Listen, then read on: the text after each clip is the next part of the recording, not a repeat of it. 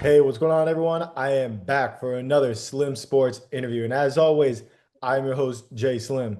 And joining me today, back for round two on the podcast after being on year one. He liked us so much. He's coming back once more. And I got to see him play in person against Western Kentucky, where he went off for double figures, helping the Panthers do what they did this past season. And I even got the ticket stub to go with it, showing off that I was there in person to watch him do his thing. Ladies and gentlemen, 6 foot tall point guard from FIU, Zawdie Jackson. What's going on, man? Yes, sir. How you doing, man? It was great to see you at the game. Hey, absolutely, man. We got a nice picture there afterwards. Man, absolutely incredible when I get a chance to come out and support the Slim Sports family in person. Obviously, my buddy Brian Celebonge with Western Kentucky, he was hurt, he was injured, but I got to see you go out there, do your thing, light it up, knock down some big time shots to help the Panthers do their thing throughout the entire season. And you have quite the journey from JUCO to D2 to D1. And I want fans, viewers that are just now getting to learn your name, learn about your journey for the first time, to get to learn a little bit more about the accolades that you've been able to earn along the way in a segment that I like to call Resume Rundown, where I'm going to show off what you do best by doing what I do best, and that's making some graphics. Snead State was where you started off in the JUCO ranks, and then went on to West Georgia for a couple of years, where you ended up being a GSC South Region Player of the Year, as well as a first team All American. I believe you averaged like 22 points per game in that 2024 season. Absolutely incredible. Then went on New Mexico State, came over to FIU this past year. And what's crazy is you ended up finishing third in FIU single season history in free throw percentage, and I believe sixth in single season history for the program in free throws made. So obviously able to get to the line, help get points on the board for your team, always able to make an impact. And heading into this year, you and I talked last time I had you on that you had a little bit more of a chip on your shoulder after that New Mexico State year. You knew that you could do more. You knew that you could be an even bigger piece to whatever team you were looking to be a part of. And we talked about how FIU had a history of producing very talented point guards, very talented guards in general. Talk to me real quick now after that year, with the Panthers being able to be in their system, be able to produce the way that you were. Talk to me real quick about that experience and the development that you were able to gain this year. I think it was a great experience. Down here in Miami, I got to play with a lot of new guys, a lot of new coaches, completely different system. And I think it was, I think I had a great team, great coaches, great players, and overall it was a great experience. I feel like I learned a lot, developed a lot, had great coaches that played at this level and even higher. Our assistant coach, Coach Joey Rodriguez, played for VCU. Our other coach was a point guard at Clemson, Zay Anderson, and we really just had a lot of guys with a lot of experience at the point guard position. So I feel like I had a great year and had a great chance to learn. Hey, there you go. Able to learn from guys that have done it themselves. So obviously they were able to help you improve your numbers from a year ago, which obviously you put up great numbers every single year. You're in the college ranks. And this past year you put up 12.1 points per game, averaged over 3 assists, a steal and a half. Your free throw percentage, like I said before, I mean, you shot 87% from the free throw line, always able to knock down shots at the charity stripe whenever you were able to get there, which was quite often. I believe you had quite a few games where you had 10 or more attempts, which we'll get into here in a little bit there, talking about that insane ability that you have. But I want to talk about the roster as a whole because you yourself, you were one of quite a few transfers for this team. There were, a handful of guys that might have been there the year prior that actually got to see the court, where this was year two or more with the Panthers. But primarily, most of this roster were guys that transferred in from other places or seeing action on the court for the first time with FIU. Talk to me real quick about developing the system that you guys had overall, getting everyone to blend together, and how you would say you took on that leadership role with this team. Like you said, we had, I believe, 7 seniors and I believe 10 transfers. So, like you said, it was all about, especially with me being an older guy, me being a grad senior, it was all about me having my impact on the team. Everybody's job isn't to score, everybody's job isn't to get assists or to get rebounds. But I know one thing that I'm good at, almost better than anybody, is at leading. Because I've been through the ranks, I've been on multiple teams where I've had to be the leader, so I know this is something I'm very capable of. So I just took on that challenge of being a leader, especially with us having 10 transfers and eight of our eight of our top nine guys were all transfers, except for us. So it was like no one really knew what coach wanted.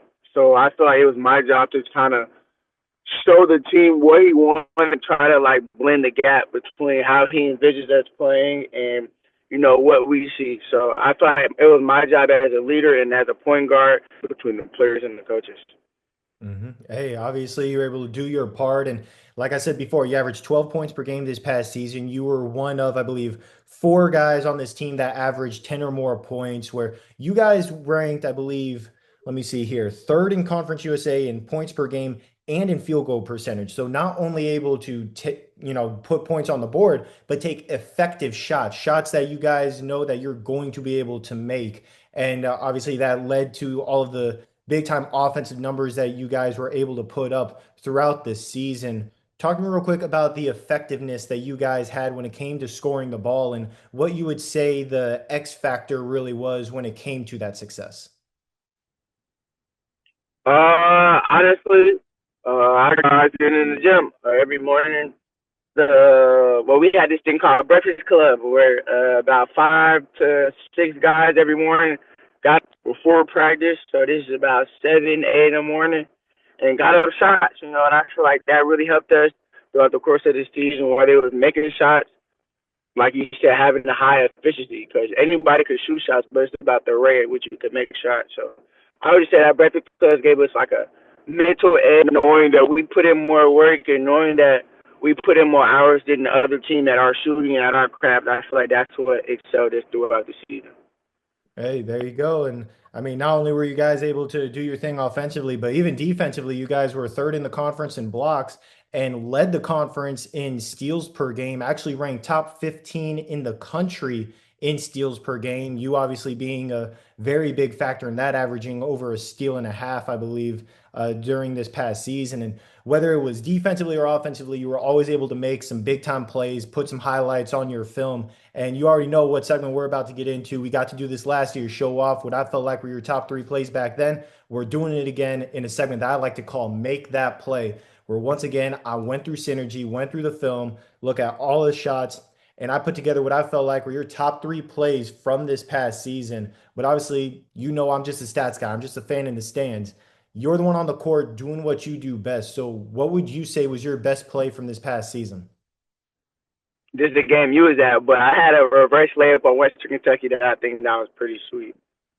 Oh yeah, that one, For trust sure. me, that one was nice. I remember seeing it live in person. I'm like, I don't know how he made that, but I'm happy he did. I mean, you obviously were able to Yeah, make some appreciate. insane shots all throughout the season, and you actually had another big time reverse layup going against who happened to be my alma mater, where I graduated from in FGCU. That's what I have at number Mm. three. Drove the baseline going against the Eagles, and you had a nice little reverse layup through the contact that I believe their point guard tried to block your shot. You said no. Nice little up and under reverse layup, got the bucket and one call, went to the free throw line, obviously cashed it in, doing what you do best there. That's at number three. Number two, going against Louisiana Tech. I had to put this one just because it was kind of a crazy, insane moment. Nice little offensive rebound straight back up into a little putback right Yeah, away, yeah, yeah. plus the foul where you obviously went back to the free throw line, cashed in there, but just, I don't think anybody was expecting it. You just came out of nowhere, grabbed the board, and boom, right back up it went for some points on the board there.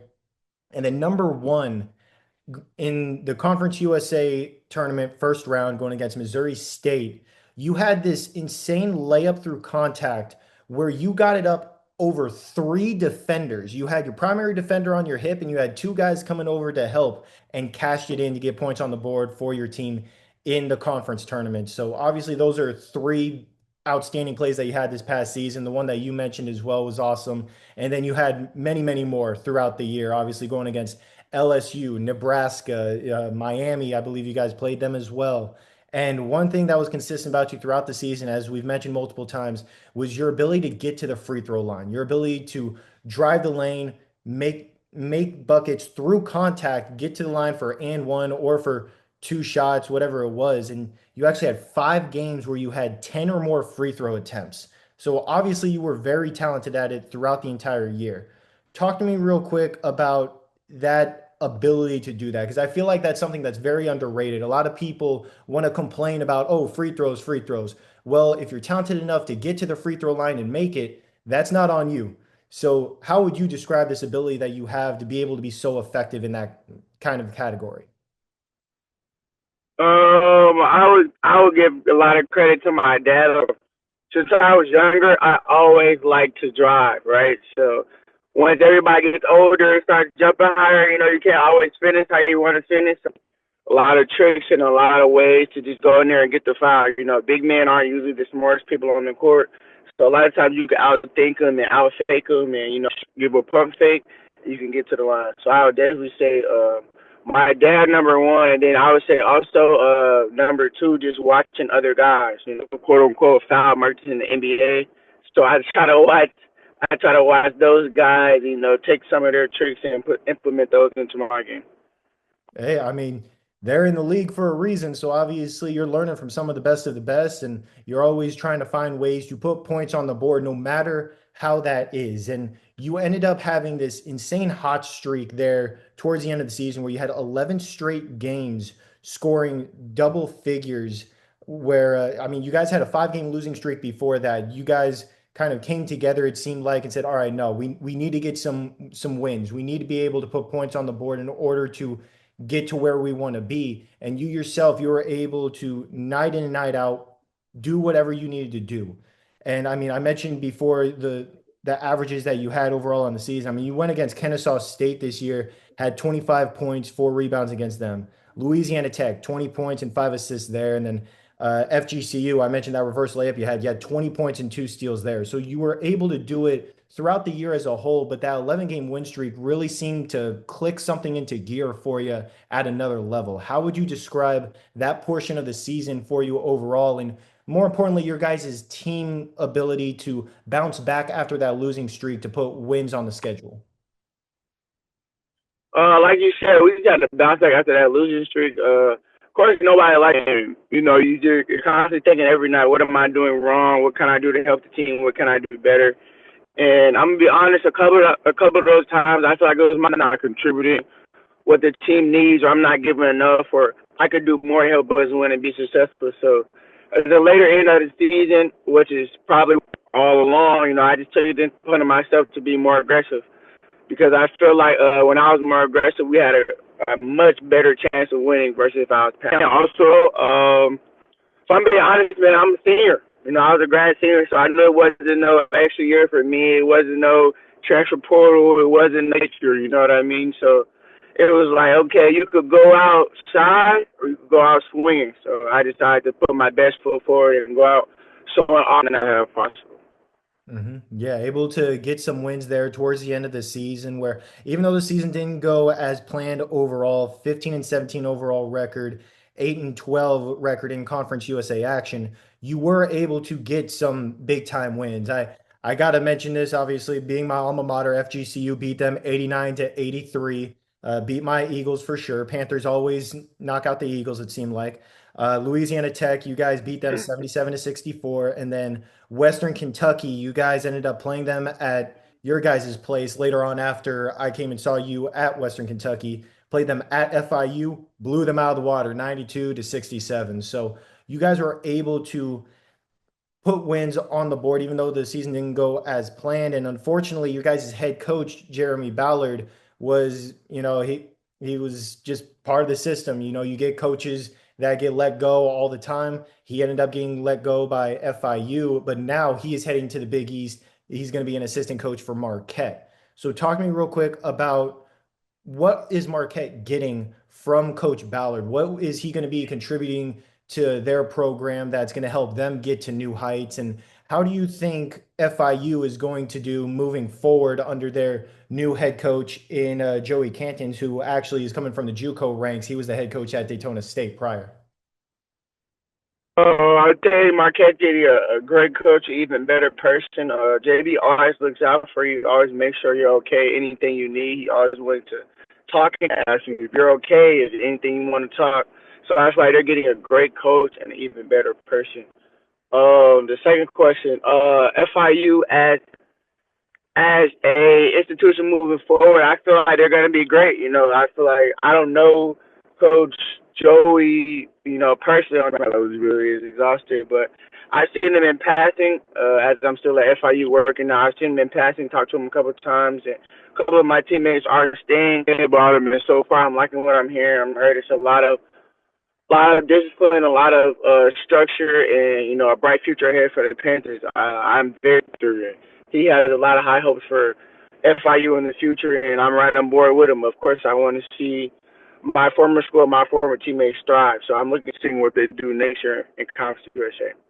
I definitely can't wait to see what they do. And I mean, Joey Cans, I mean, credit to him. Daytona State has been a powerhouse JUCO over the past 4 or 5 years, something like that. Best in the country, multiple years when it came to 3-point percentage, definitely able to knock down shots from beyond the arc. And Coach Ballard, man, no doubt in my mind, he's going to contribute with Marquette doing what they do over there in the Big East. And you yourself, you're wrapping up your college career, a historical career where you go from JUCO to D2, light it up, go to the D1 ranks, still find ways to contribute for teams and go off average double figures. And obviously, this season wasn't what you were used to. You've had a winning season every single year of your career to where you were able to help your team to whether it was championships or big accolades, whatever it was. This year obviously was a little different compared to what you were used to. So how would you say, as this veteran player that has had so much winning and success throughout his career,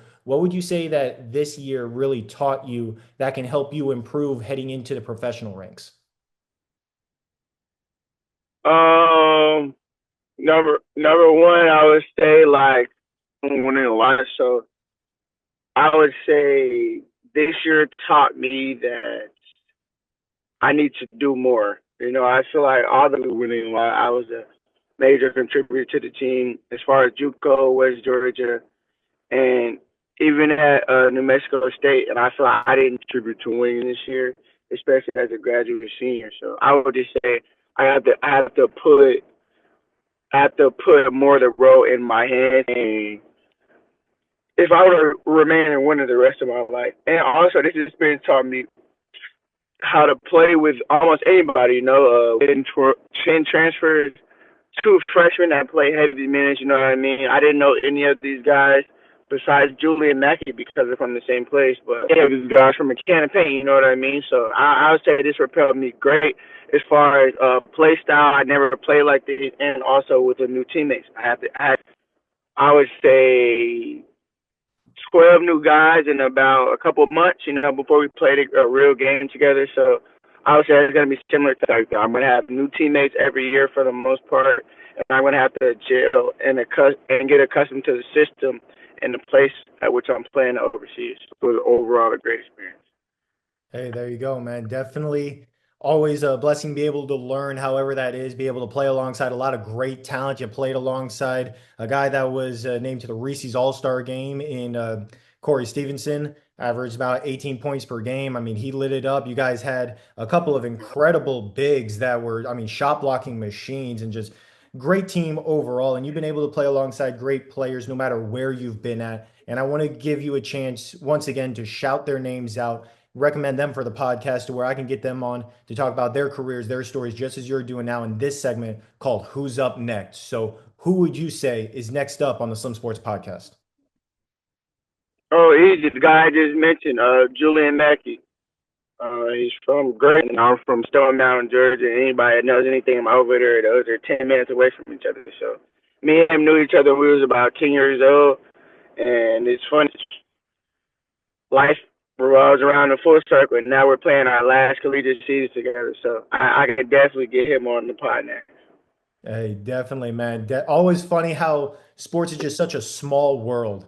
You know people that know people, and then next thing you know, you're playing alongside each other after a couple years. It's insane to really see how sports brings everyone together. Obviously, that's why I love doing the podcast, being able to get guys like yourself on to be a part of the Slim Sports family. So definitely going to reach out to him, get him on the podcast to talk about his career, just as you are doing right now. And that's a great name for who's up next. Now we've got to talk about what's next. We've talked about how you're looking to go pro overseas, looking to continue your career at the next level.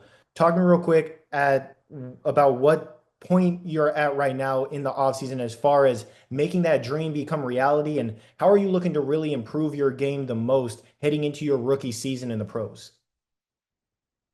Um, First step, by grace of God, I'll be willing to play professional. I haven't started on the agent yet, but I'm turning it down. I have two possible agents, and I'm excited. Honestly, my dream was always play professional or overseas. I just always wanted to provide for my family through basketball because I love basketball.